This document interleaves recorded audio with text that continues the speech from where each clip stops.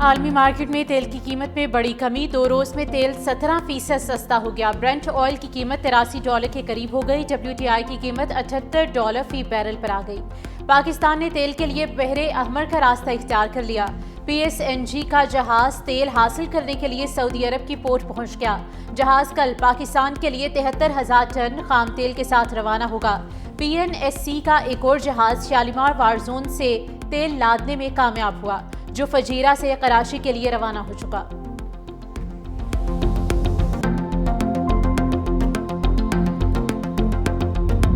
امریکہ کی آبنائے ہرمز کی بندش کھلوانے کی کوششیں ناکام، آبنائے ہرمز کے قریب بارودی سرنگیں بچھانے والی 16 ایرانی کشتیاں تباہ کرنے کا دعویٰ۔ امریکی سینٹکام کا کہنا ہے کہ بارودی سرنگیں بچھانے کی کوشش ناکام بنا دی گئی۔ امریکی صدر ڈونلڈ ٹرمپ کا پارا ہائی، ایران کو پھر دھمکی۔ ٹروتھ سوشل پر لکھا، اگر ایران نے آبنائے ہرمز سے رکاوٹ ختم نہ کی تو موت، آگ اور قہر برسے گا۔ آبنائے ہرمز میں کسی بھی خطرناک اقدام کو فوری اور سخت جواب دیا جائے گا۔ ادھر ترجمان وائٹ ہاؤس کیرولین لیوٹ کہتی ہے کہ امریکی بحریہ نے آبنائے ہرمز میں کسی جہاز کو تحفظ نہیں دیا۔ صدر ٹرمپ اور توانائی ٹیم کی مارکیٹ پر گہری نظر ہے۔ ایران جنگ کے اہداف تیزی سے حاصل کر لیے جائیں گے، مقاصد پورے ہونے تک آپریشن جاری رہے گا۔ اہداف حاصل ہو جانے کے بعد تیل کی قیمتوں میں کمی آ جائے گی۔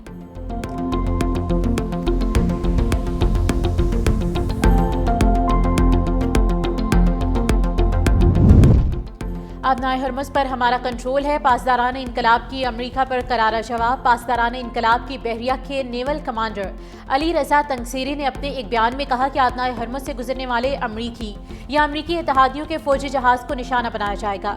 کسی نے آبنائے ہرمز سے گزرنے کی کوشش کی تو میزائل اور خودکش ڈرون سے نشانہ بنائیں گے۔ آبنائے ہرمز سے امریکی بحریہ کی سیکیورٹی میں آئل ٹینکر گزرنے کا امریکی دعویٰ غلط ہے۔ ایرانی وزیر خارجہ عباس عراقچی کا سوشل میڈیا پر بیان، کہا امریکی حکام عالمی تیل کی منڈیوں کو متاثر کرنے کے لیے جعلی خبریں پھیلا رہے ہیں۔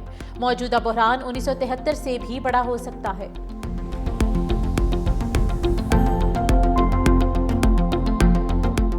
پاکستان اسٹاک ایکسچینج میں تیزی کے بعد مندی، آغاز میں 100 انڈیکس میں 2307 پوائنٹس کا اضافہ ہوا۔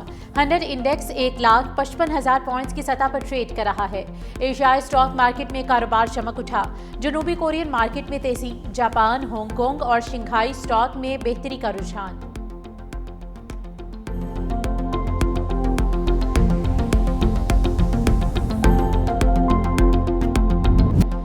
اسرائیل اور امریکہ کی ایران پر جارحیت جاری، تہران کے مختلف علاقے دھماکوں سے گونج اٹھے، ایرانی شہریوں کے اجتماع کے دوران میزائل داغے، شہری ایرانی حکومت کے حق اور اسرائیل امریکہ کے خلاف احتجاج کر رہے تھے۔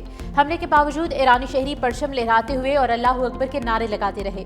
تہران میں بینک کی عمارت پر میزائل لگنے سے ایک بینک ملازم جاں بھاگ، رہائشی علاقوں پر بھی میزائل گرے۔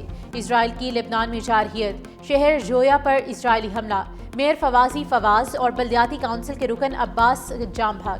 جب حملہ ہوا، میئر اور کونسل رکن شہریوں کے ساتھ امدادی کارروائیوں میں مصروف تھے۔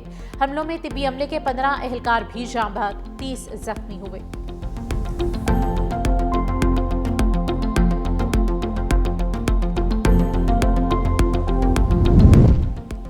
ایران کا آپریشن وعدہ سعدی کے تحت 37واں حملہ، ایران نے اسرائیل کے بن گوریون ایئرپورٹ پر میزائلوں کی بارش کر دی۔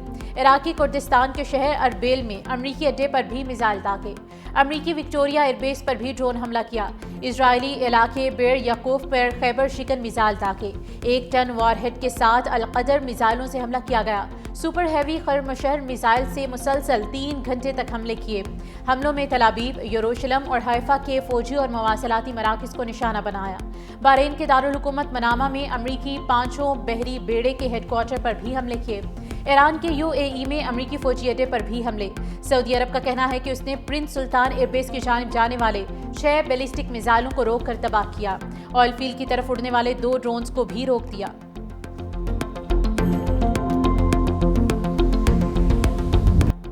تہران میں توانائی کی تنصیبات پر حملے سے خطرناک آلودگی پھیلی، ایرانی آبادی پر حملے جنگی جرم ہے، سلامتی کونسل کی خاموشی سے جارحیت کو تقویت مل رہی ہے۔ ایرانی مندوب امیر سعید ایروانی کا اقوام متحدہ میں خطاب، کہا امریکہ اور اسرائیل کے حملوں میں 1300 سے زائد ایرانی شہری جاں بحق ہو چکے، اب تک 9669 شہری مقامات تباہ ہوئے۔ تباہ ہونے والے مقامات میں 7943 رہائشی مکانات بھی شامل۔ کہا رہائشی مکانات، اسکول، طبی مراکز اور تجارتی عمارتیں حملوں میں تباہ ہوئیں۔ مزید بولے لبنانی دارالحکومت بیروت کے ایک ہوٹل پر حملے میں 4 ایرانی سفارتکار جام بحق ہوئے۔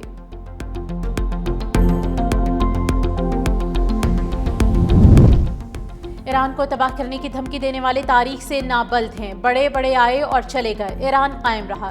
ایرانی صدر مسعود پزشکیان نے سوشل میڈیا پر بیان میں کہا کہ تاریخ گواہ ہے کسی بھی طاقت کی ایران کو مٹانے کی کوشش کامیاب نہیں ہوئی۔ ایران کم از کم 6000 سال پرانی تہذیب کا وارث ہے۔ ادھر روسی صدر پیوٹن اور ایرانی صدر مسعود پزشکیان کے مابین ٹیلی فونک رابطہ۔ کرملن کے مطابق روسی صدر کا فوری طور پر تناؤ ختم کرنے پر زور۔ ایران کے صدر نے روس کا انسانی امداد فراہم کرنے پر شکریہ ادا کیا۔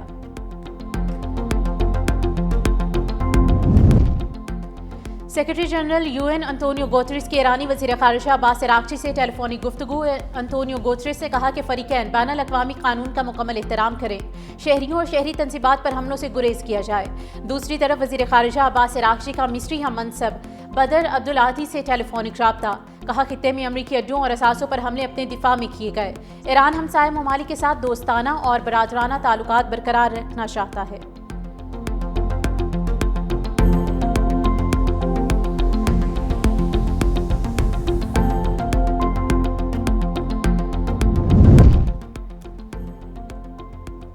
سعودی وزیر خارجہ شہزادہ فیصل بن فرحان کا روسی وزیر خارجہ سرگئی لاروف سے ٹیلی فونک رابطہ۔ سعودی وزارت خارجہ کے مطابق دونوں رہنماؤں نے خطے کی تازہ صورتحال اور عالمی امن پر بات چیت کی۔ مشرق وسطیٰ میں امن کے قیام پر بھی زور دیا گیا۔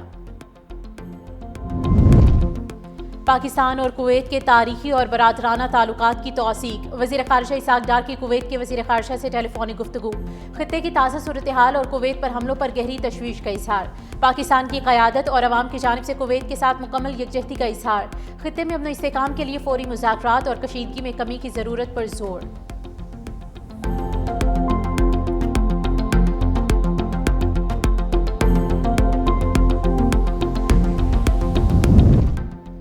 پنجاب میں اسلحہ نمائش اور ناجائز استعمال کے سدباب کے لیے جامع ایکٹ تیار۔ وزیر اعلیٰ پنجاب مریم نواز نے ناجائز اسلحے کے خاتمے کی ذمہ داری CCD کو سونپ دی۔ عید الفطر کے بعد اسلحہ کلچر کے خاتمے کے لیے بھرپور مہم چلانے کا حکم۔ وزیر اعلیٰ پنجاب مریم نواز شریف نے نئے ایکٹ کی منظوری دے دی۔ نئے ایکٹ میں ہر قسم کے ناجائز اسلحے کے خاتمے کی شکیں شامل۔ انٹیک اسلحہ گھر میں آویزہ کرنے کے لیے بھی خصوصی اجازت نامہ حاصل کرنا ہوگا۔ نئے ایکٹ کے نفاذ کے بعد ناجائز اسلحہ CCD کو جمع کرانا ہوگا۔ لائسنس یافتہ اسلحہ بردار شہری کو بھی اسلحہ رکھنے کی معقول وجہ بیان کرنی ہوگی۔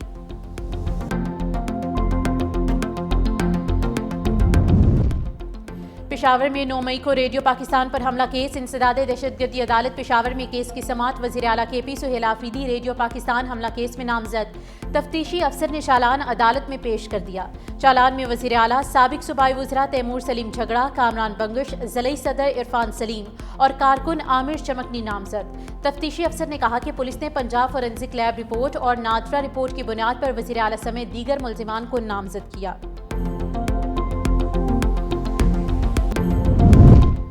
پاکستان کی معاشی ٹیم اور IMF کے درمیان مذاکرات۔ رواں مالی سال کے ٹیکس ہدف میں کمی ہوگی یا نہیں؟ IMF نے اب تک گرین سگنل نہیں دیا۔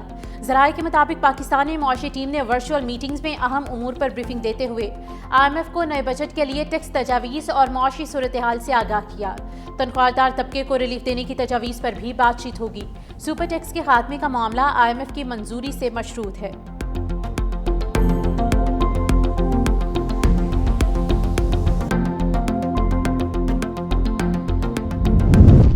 خیبر پختونخوا حکومت کا بلدیاتی نظام میں توسیع نہ کرنے کا فیصلہ۔ خیبر پختونخوا اسمبلی میں ہونے والے پارلیمانی کمیٹی اجلاس میں بلدیاتی نمائندوں کا مطالبہ مسترد۔ رپورٹ میں کہا گیا کہ بلدیاتی نمائندوں کی مدت میں توسیع کے لیے آئین اور قانون میں گنجائش نہیں۔